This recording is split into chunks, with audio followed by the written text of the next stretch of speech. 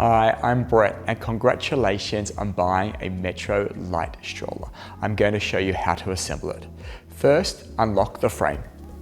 Release the lock and just lift up.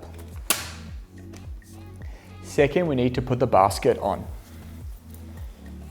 To put the basket on, simply slide it under and there are two channels at the back.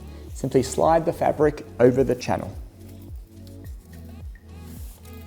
You'll then need to do up the stud presses.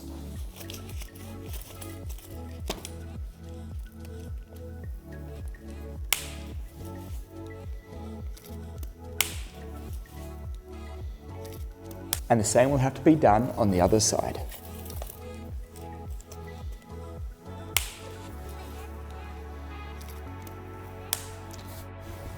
Moving to the front of the basket, you need to pull the clips over the hooks. And then finish off with the two remaining stud presses. Now pick up your two back wheels. To put them on, simply press the black button and slide it into the hole. And repeat the same on the other side. For the front wheels, simply pick up the chassis and slide them on.